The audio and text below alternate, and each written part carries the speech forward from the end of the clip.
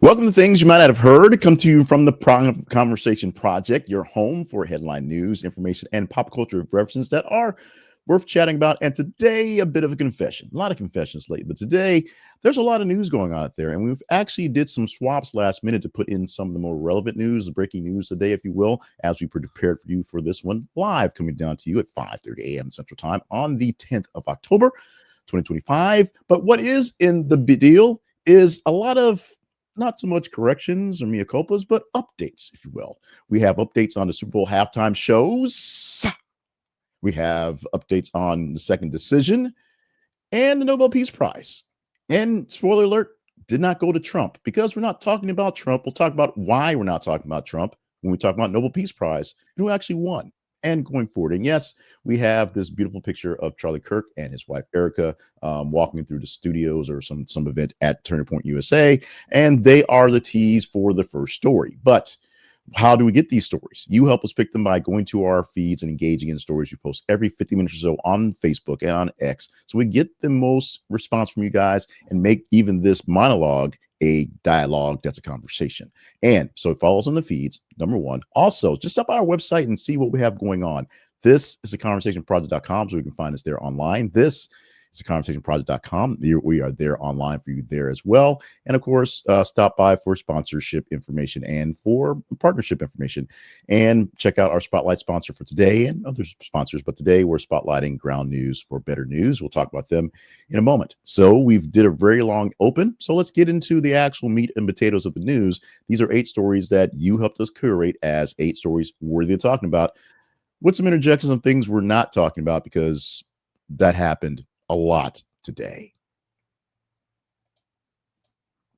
So we talked the other day about the rumors and innuendo and having it fact checked that Turning Point USA had no plans to have a Super Bowl halftime show that's kind of programming to a Bad Bunny.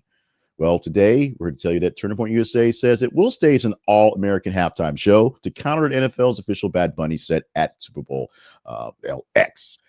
The Turning Point halftime pitch leans into faith, family, and freedom, branding it and invites the fans to vote on genres from pop to worship. You letting democracy ride who gets to show up in here, and maybe it's Lee Greenwood, who's been pushed as maybe the alternative because he's all-American. Now, strategically, a Turning Point USA halftime show is designed to siphon away attention from the peak part of the Super Bowl as well, because oddly enough, the highest ratings are usually in the halftime show. A lot of people watch the first half for game and commercials. A lot of people watch the middle for the show, and then people sort of go to sleep on the last part and finish up cleaning up from the Super Bowl parties. But kind of programming is something that's not unknown because, hey, the Puppy Bowl has a Super Bowl halftime show, and many things have extra halftime shows to do something for people who are looking for getting away from that bit and piece. Now, conservatives' backlash to Bad Bunny is what's serving this one up. Despite him being a U.S. citizen, people don't want that illegal Mexican singing for the halftime show. He's from Puerto Rico. He's not illegal. He's a citizen. And of course, there's a lot of spark for people who really want to be a part of this and banking on the folks that want to be a part of the show. Now, he has joked about this being an all Spanish show. Most of his music is in Spanish. And so on Saturday Night Live the other night, he said, you got 4 months to learn how to speak it. But we'll get ready for this one. But the Charlie Kirk factor gives Turning Point's plan a chance to build in for a big show for themselves. Who will turn the channel and see what's going on? Or we got the computer, just do double screens to see how it compares. We'll see what happens come Super Bowl Sunday this February. Updates on the conflict in Gaza. The Israeli-Gazan war, Israeli-Hamas war, if you will, where the U.S. is actually putting troops maybe on the ground, but going to Israel to help support and monitor the Gaza ceasefire deal.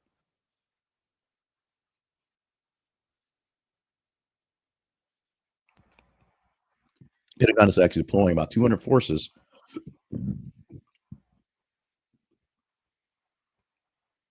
to head into Israel. Israel is part of the civil military coordination that will help center on the ceasefire and hopefully actual peace coming to Gaza, coming for the Palestinians, coming as Israel and Hamas are going to hopefully lay down arms peacefully. Now, Update on that one, literally live update on that one. The Israelis actually voted on and signed into agreement to take on the actual ceasefire, which should have been immediately. Yet many more bombs, many more rockets have been fired into Gaza after ceasefire was signed, and Israel's like, well, these things. But we'll have as U.S. officials and emphasizing that American forces are going to be in Israel, helping to coordinate the actual workings, and will probably not enter Gaza. No American forces are expected to be in the Gaza region. We will see if that has to change. They're just going to be on hand as partner government NGOs and other private sector actors are there to help facilitate what's happening. In fact, members of other militaries will be there as well from other nations, including some other Arab nations, to make sure things work out the way they're supposed to. Move follows the newly announced first phase ceasefire, which was a 20-point plan and where 2 points were basically agreed to by Israel and Hamas. The agreement is all the hostages will be released, about 150 or so, and around 300 or so prisoners that are being held by Israel that actually killed people will go back to Hamas. It's the trade they picked up on. Now, standing up for this to coordination is a big deal, and U.S. are the best people to actually work on this, bar none. However, it does go to maybe sort of, tinkering with the line about having troops in foreign wars and not being interventionists and troops on the ground, boots on the ground in the region, because they'll be nearby to help work things out and hopefully not to actually intervene in the issues. LeBron James is being sued by a fan over the second decision stunt. The Laker fan has filed a suit alleging that LeBron James' second decision retirement teaser was deceptive marketing tied to the Hennessy ad rollout. And it was, but can the fan get paid for it is the actual question. The complaint reflects on broader backlash where the faux decision announcement that juiced attention then served up the branded content. Was it cool? Well, it was cringe, but was it cool as in was it basically legal, something good to do? LeBron James, for his point, said the lawsuit is keeping the ad in the headlines. So it means more Hennessy off the shelves, more money for LeBron. But the high risk, high reward earned for the media attention, even if he does have to pay some sort of fine or price for this one. Now, the brand safety angle on this is that the gotcha teasers will have to eventually face the music. These are things that are very heavy on if you do a lot of internet marketing, which unfortunately I do, and things are much, much better than they seem, or vaporware type issues, things happen.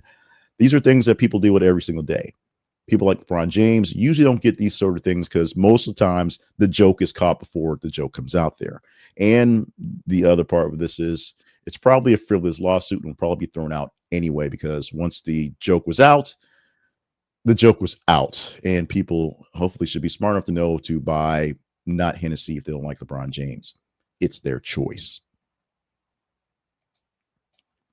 Checking in with Alex Jones, who's been still doing shows and still internet doings and still talking really, really loud. He just isn't paying any money yet. And he's asked the Supreme Court to actually jump in to overthrow his defamation lawsuit judgment because it's $1.44 to $1.5 billion, somewhere like that. I mean, once you get past to 1.44, the extra 0.06, pocket change. But he's positioning the U.S. Supreme Court to pause and review the actual defamation award, mostly because he doesn't have it. The filing seeks relief while he fights liquidation steps tied to the judgment.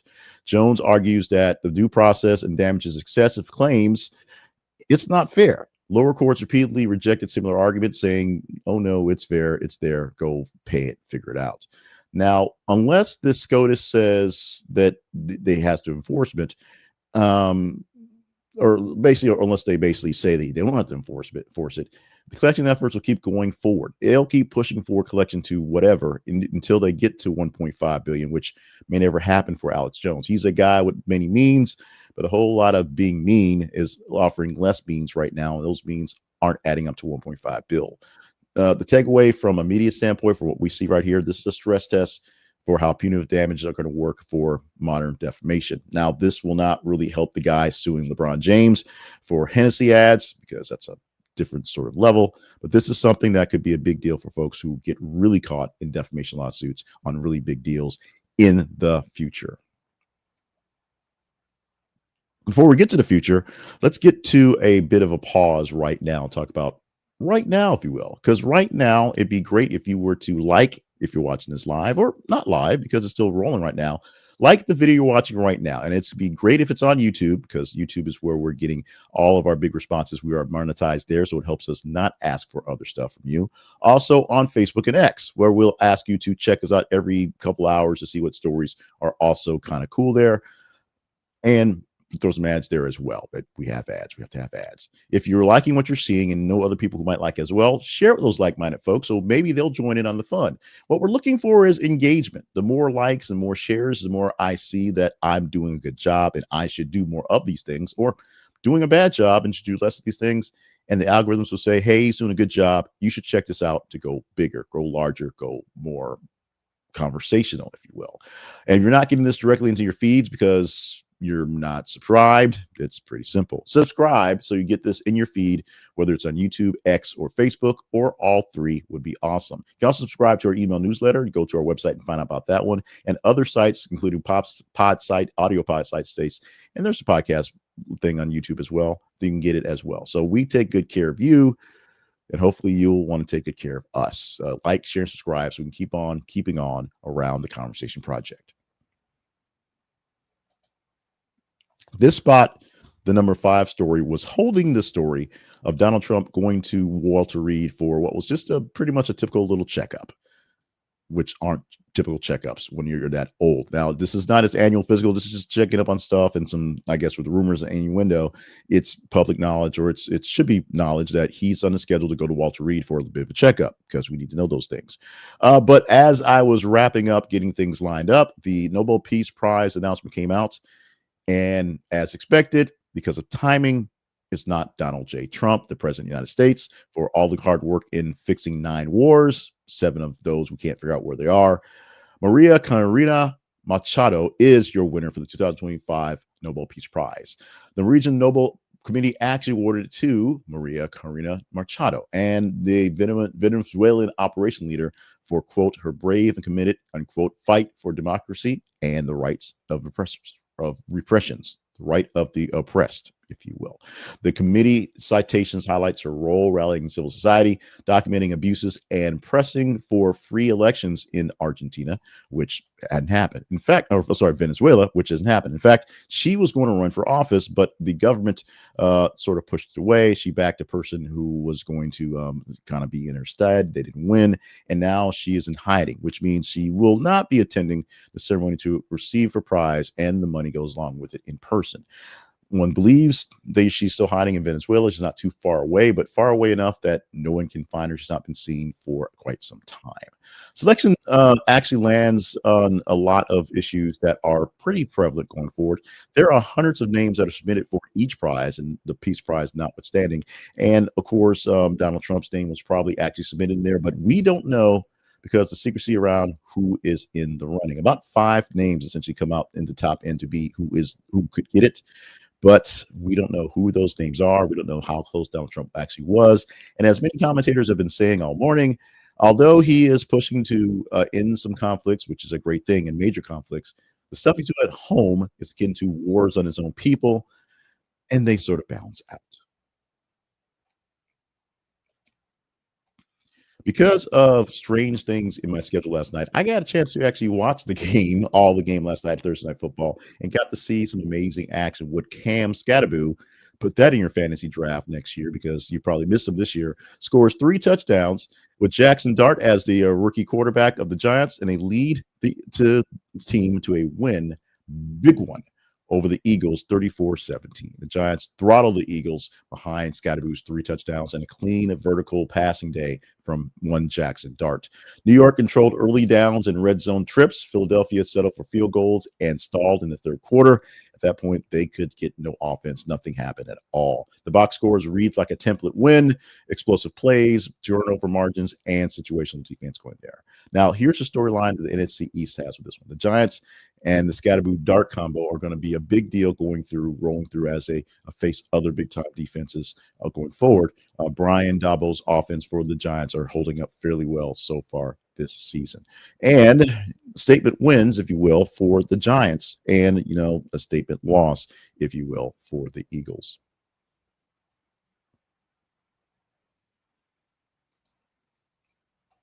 The markets didn't like it.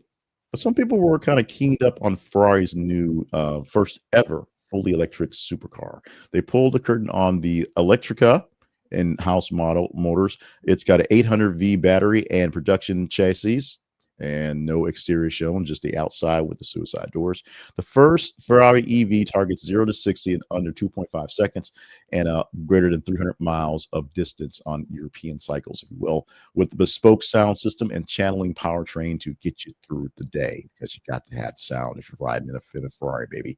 So here's the deal. They actually scaled back production for the mix of this thing to make sure it worked out. So in 2030, they expect Maranello, the builder of Ferraris, expect to put out 20% EVs, even though they're known for supercars, muscle cars, things like that, because demand realities are big in the ultra luxury end. People want electric vehicles and they want them to look like Ferraris, and they're now here. So price are somewhere around 500 euros, and they'll be tailor made, which is partly why you don't see the inside. They'll be essentially a standard base with whatever you want into it in your model.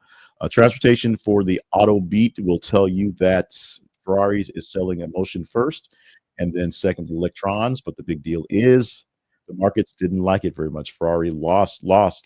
Yes, race lost some points yesterday in the field because some people just didn't quite get it.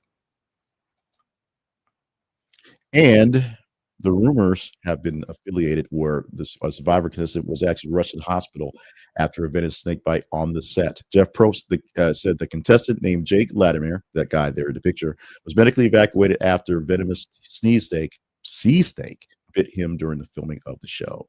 The survivor production halted briefly while the player received intravenous anti-venom and observation, and then they sent him away and they went back to fake living on an island by yourself. For reality TV, it is a big deal to have some real life issues pause production. Medical emergencies become both a plot point and a PR hazard. Will he survive the actual incident? Will he come back to the island and compete? What happens in the time away where the other folks had to keep doing things like eat ants and he, got a chance to get IVs and things like that? A safety protocol segment will come up in future episodes. Every time something happens and there's a serious safety issue, someone gets medevac, they do a protocol type issue where they go into detail on what happened and how this could affect you out there in the world. Although you probably will be less likely to get bit by a venomous sea snake while pretending to be surviving on a desert island. Hopefully. You will see it's likely something put this when they actually put the final product together. The next batch Survivor in season, I don't know, 272 will come in months, I'm sure. You don't have to wait months to get good news. You can get good news basically instantly, and you can get it on top of the news you're already getting. Go to our affiliate link for ground news. This is a conversationproject.com/ground news, and you get a chance to get a great deal on their plans, on their news, and get up to 40% off many of their plans, including the Vantage plan, which allows you so much. The plan we pay for every single month. We've paid for it before we partner with Ground News, and we use it basically every day to check out some stories and headlines as they appear in our feeds.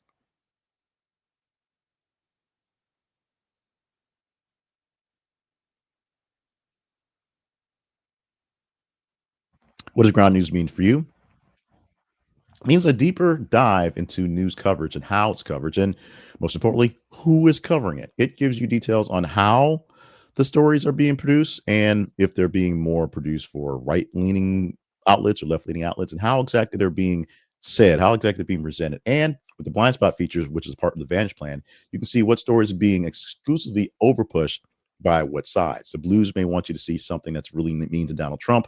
The Reds may want you to see something that's really mean to Hakeem Jeffries, and you'll see how the other sides actually are doing what they can to not talk about it, literally on purpose. It is a great deal, and it's a great deal. The deal being 40% off their plans at this is a conversationproject.com/ground news. This is conversationproject.com/ground news. Great deal is what it does for you and your news content and your news diet on your app for your phone or on your website and your computer. It takes good care of you. They take care of us as a small token to get you into the door, and you will be taking care of them by being subscribed to Ground News. We are teasing with the fact of bringing back omissions and errors because we could have really explain all the things I sort of explained in the middle of the stories here. We had a lot of stories that got shifted out, last minute moves going back and forth. And yes, there was not a lot of Donald Trump talk because we ended up pulling him um, for the Nobel Peace Prize story, which was a Donald Trump story because he didn't get it. But we had a lot of shifting back and forth and things going, how to do which ones and whatnots and whatever. The Charlie Kirk story was a update that we had to put in there because we were really strong in the story. We put out even a hot take that no, Turning Point USA was not counter programming Bad Bunny. Only find out that yeah, they are doing it. So as I said in that video, maybe not yet. Probably put them a good idea in their heads. And yes, they put on good shows. We shall see who shall show up, who America votes in, or who the conservative Americans vote in for counter programming for the Super Bowl halftime show featuring one Bad Bunny, which will probably be all in Spanish. So there you go. Oh, this slide here. The Conversation Project lives online at this. It's conversationproject.com. It's also in the internets at our email address, the conversation inbox at gmail.com. Email me directly to let's have conversations on stories we've done or not done, if you will. And follow us at the website to find us on our feeds. Feed links are there. Also links to other places you can find us and past episodes and the origin story at the website. You can also follow us directly in the feeds by going to facebook.com and x.com and following along directly. On Facebook, it's This is the Conversation Project, and X is th_conversation.